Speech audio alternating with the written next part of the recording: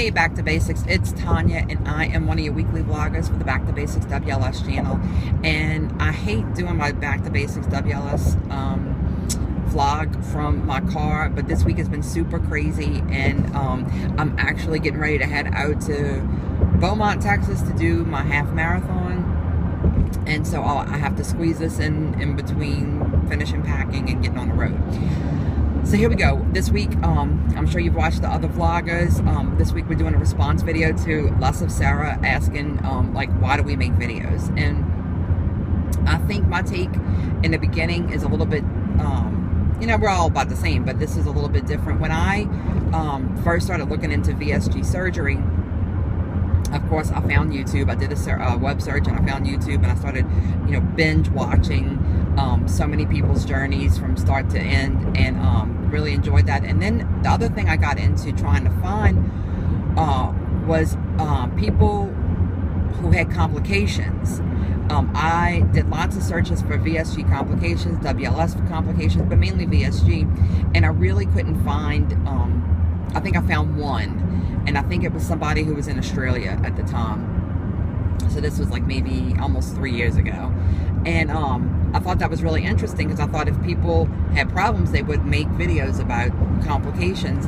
And I just kind of felt that the more success stories you hear where there were no complications, the more people would feel comfortable with the surgery and knowing that it was safe, and the complications were not as many as with lap band or R&Y. Not that I'm knocking those surgeries, I'm just saying.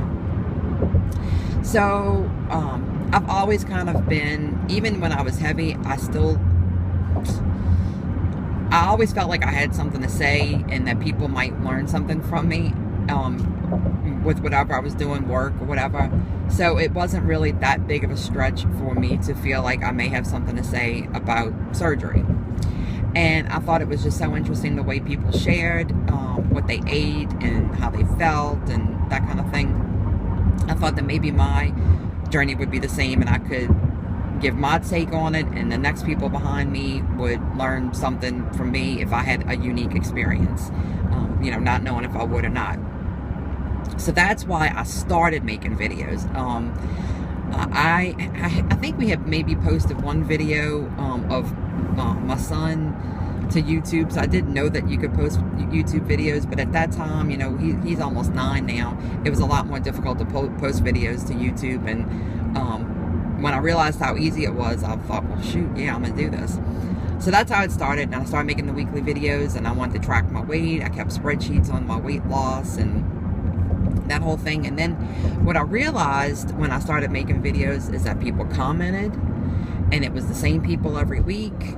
And I went and subscribed to their channel, and I watched their videos, and I commented on their videos, and we started having interaction, and you start making that personal connection. And I think I moved from the phase of strictly being informational to being a support group.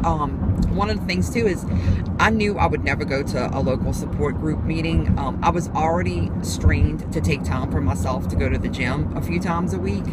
And our support group meetings, I think they were like the first, I don't know, I'll say Wednesday of the month at 6 o'clock in the evening. Well, I knew I was not going to take a weekday evening to go to a support group when I could either be at the gym or be with my kids doing something. I was really in mommy mode, seriously, at that point. I think Victoria was just turned 4, William was 6, and I had a lot of guilt about just going to the gym. So I knew I wouldn't take an extra day to go to a support group. And I realized that I was getting a lot of support from the other vloggers who watched my videos and commented on them, and I really found it encouraging. And the other thing is, you know, I was always the heavy friend. I didn't have a lot of heavy friends, so I always kind of felt a little bit isolated, and that my experience was as a heavy person, that people didn't really understand me or my emotions around being heavy.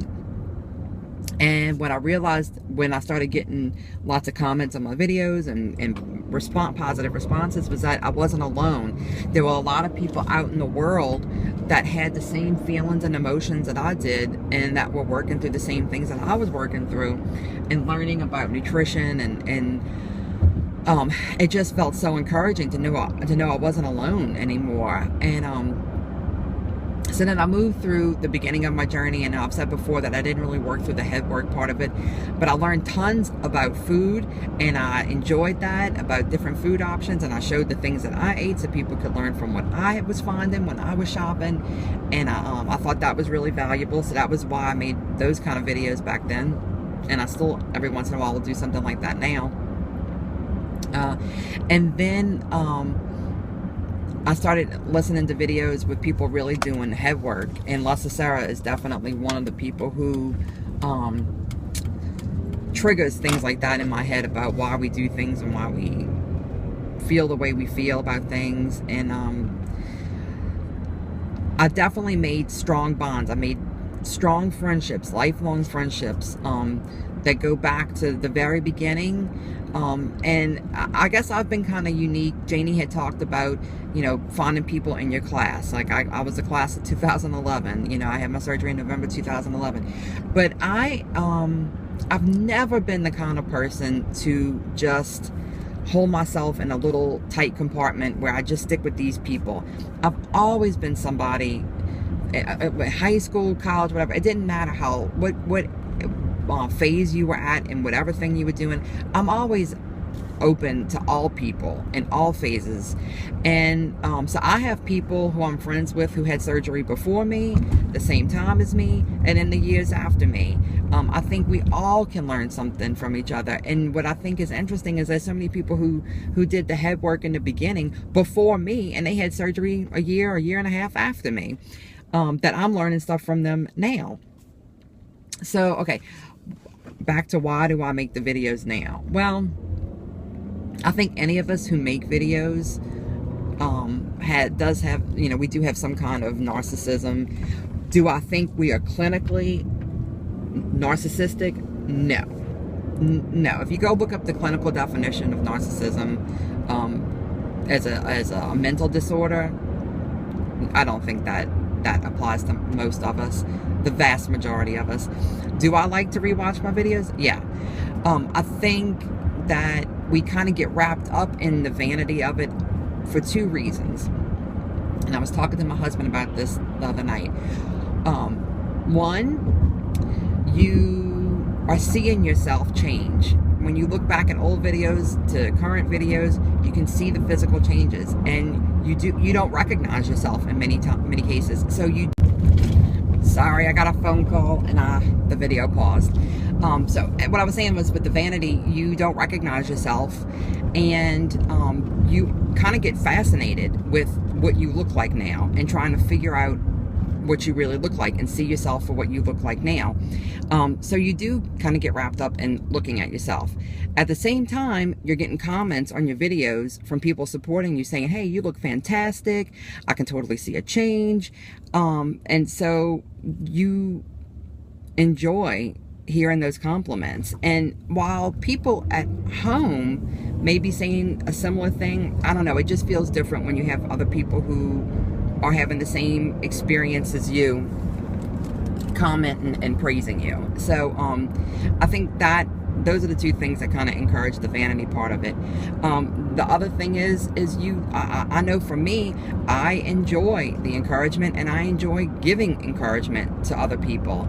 So that's another reason why I make videos. I like the camaraderie, the support, I like the friendships, and you feel like if you don't make the videos or you don't watch the videos, that you kind of lose touch with people.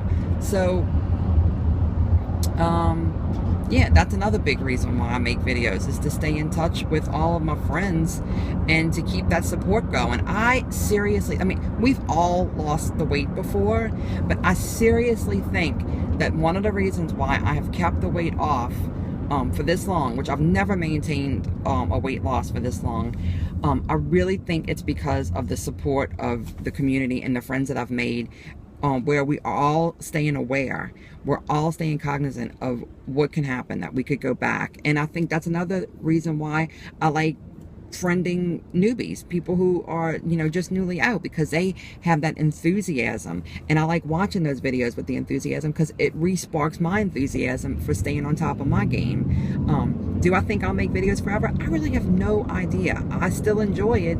I haven't been making them every week, other than like for Back to Basics, but on my own channel I haven't been making them every week because sometimes I don't have as much to say. But I like staying connected with people, and you know, that's a big thing. Let's see, I have some notes. Oh, the other thing that I think too we get from the videos and from the commenting on the videos is validation. We're being validated that what we're feeling is real, that the work that we're doing is significant and making a difference. It's a validation that you may not get at home. Or at least not as strongly, or it doesn't feel like it means as much as it does to other people who are also doing the work. So that's another reason why I make the videos, is for the validation of what I'm going through and experiencing. And then accountability. You know, I just made a video yesterday about accountability. I think it helps me stay on track. If I know I have to come in and report my weight, yeah, I should just be accountable to myself. But I mean, we're human, and we'll let ourselves slide and lie to ourselves, but you can't lie to other people. And I think the accountability in making videos is really a valuable thing too. So let's see. And then the final thing is feedback. I've gotten tons of feedback, and I know Sarah talked about this too. I've gotten PMs, comments on my videos, you know, all these, you know, private messages of people thanking me that my videos have made a difference in their journey, that it's encouraged them to have the surgery, to know that it's going to be okay. I've had people ask me to do videos on certain subjects, exercise, food, whatever. And so it makes me feel like that what I have to say does matter. It does count. Somebody, even if it's just one person, is listening and benefiting from what I have to say. And so that's another reason why I continue to make videos and why I've made them in the past. So that's my take on why I make videos. And I've enjoyed watching the other vloggers this week. I was going to try and not watch because I didn't want what they said to influence me, but I couldn't help myself. I had to watch. So y'all have a great week, and I will be back next week, as long as I don't die on the half marathon course. I'll be back next week with another Back to Basics vlog. Bye, guys.